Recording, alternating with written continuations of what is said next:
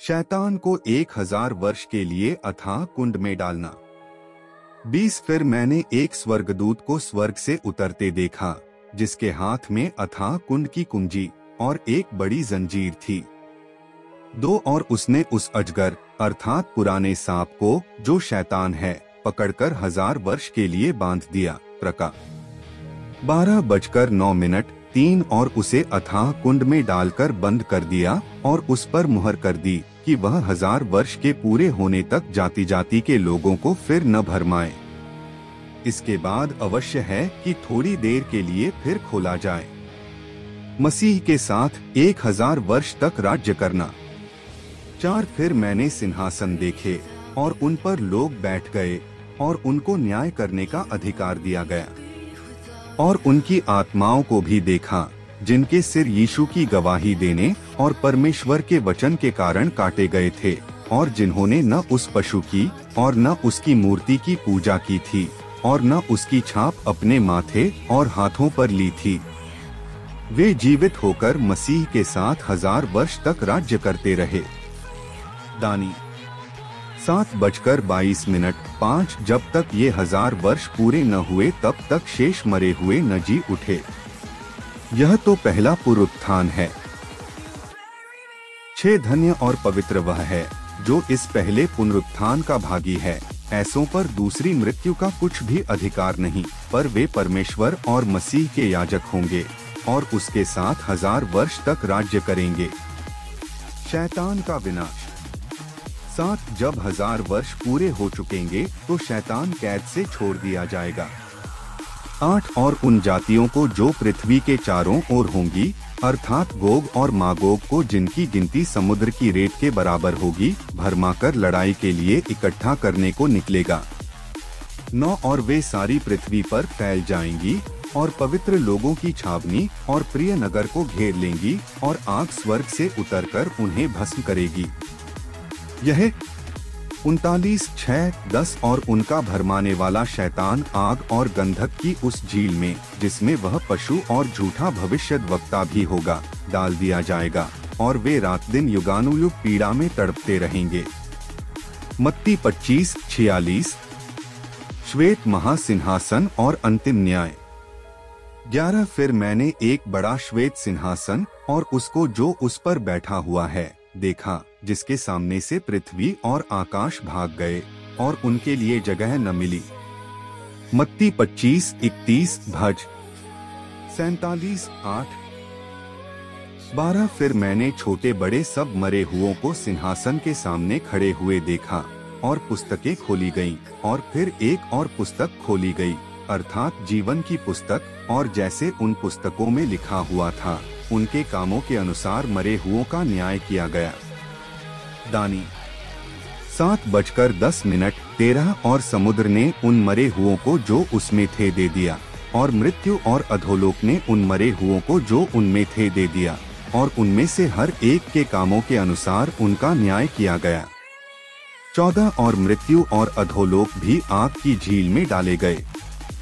यह आग की झील तो दूसरी मृत्यु है।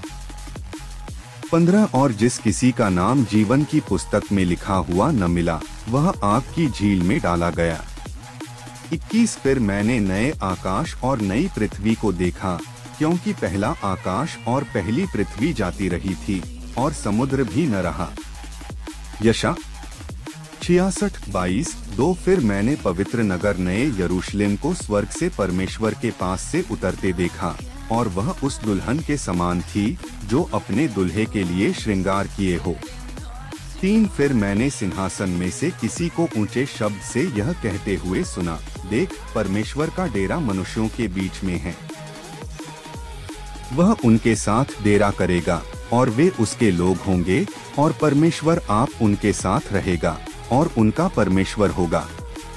लेविय 26:11-12 यह 37-27 4 और वह उनकी आंखों से सब आंसू पोंछ डालेगा, और इसके बाद मृत्यु न रहेगी और न शोक न विलाप न पीड़ा रहेगी, पहली बातें जाती रहीं।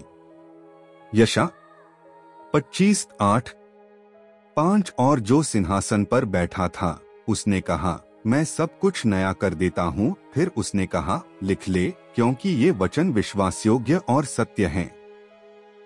यशा 42:9-6। फिर उसने मुझसे कहा, ये बातें पूरी हो गई हैं। मैं अल्फा और ओमेगा, आदि और अंत हूँ। मैं प्यासे को जीवन के जल के सोते में से सेंतमेंट पिलाऊंगा। 7 जो जय पाए वही उन वस्तुओं का वारिस होगा, और मैं उसका परमेश्वर होऊंगा और वह मेरा पुत्र होगा। 8 परंतु डरपोकों, अविश्वासियों, घिनौनों, हत्यारों, व्यभिचारियों, टोन्हों, मूर्ति पूजकों और सब झूठों का भाग उस झील में मिलेगा, जो आग और गंधक से जलती रहती है। यह दूसरी मृत्यु है। इफी 5:05 1 कुरी 6:9-10। मेमने की दुल्हन 9। फिर जिन 7 स्वर्गदूतों के पास 7 अंतिम विपत्तियों से भरे हुए 7 कटोरे थे, उनमें से एक मेरे पास आया और मेरे साथ बातें करके कहा, इधर आ, मैं तुझे दुल्हन अर्थात मेने की पत्नी दिखाऊंगा, नया यरूशलेम। 10 और वह मुझे आत्मा में एक बड़े और ऊंचे पहाड़ पर ले गया और पवित्र नगर यरूशलेम को स्वर्ग से परमेश्वर के पास से उतरते दिखाया। 11 परमेश्वर की महिमा उसमें थी और उसकी ज्योति बहुत ही बहुमूल्य पत्थर अर्थात बिल्लौर के समान यशब की तरह स्वच्छ थी। 12 और उसकी शहरपनाह बड़ी ऊंची थी और उसके 12 फाटक और फाटकों पर 12 स्वर्गदूत थे और उन फाटकों पर इस्राएलियों के 12 गोत्रों के नाम लिखे थे। 13 पूर्व की ओर 3 फाटक, उत्तर की ओर 3 फाटक, दक्षिण की ओर 3 फाटक और पश्चिम की ओर 3 फाटक थे। 14 और नगर की शहरपनाह की 12 नींवें थीं और उन पर मेमने के 12 प्रेरितों के 12 नाम लिखे थे। 15 जो मेरे साथ बातें कर रहा था, उसके पास नगर और उसके फाटकों और उसकी शहरपनाह को नापने के लिए एक सोने का गज था। जब 2:01 16 वह नगर वर्गाकार बसा हुआ था और उसकी लंबाई चौड़ाई के बराबर थी, और उसने उस गज से नगर को नापा तो 750 कोस का निकला। उसकी लंबाई और चौड़ाई और ऊंचाई बराबर थी। 17 और उसने उसकी शहरपनाह को मनुष्य के अर्थात स्वर्गदूत के नाप से नापा तो 144 हाथ निकली। 18 उसकी शहरपनाह यशब की बनी थी और नगर ऐसे शुद्ध सोने का था जो स्वच्छ कांच के समान हो। 19 उस नगर की नींवें हर प्रकार के बहुमूल्य पत्थरों से संवारी हुई थीं।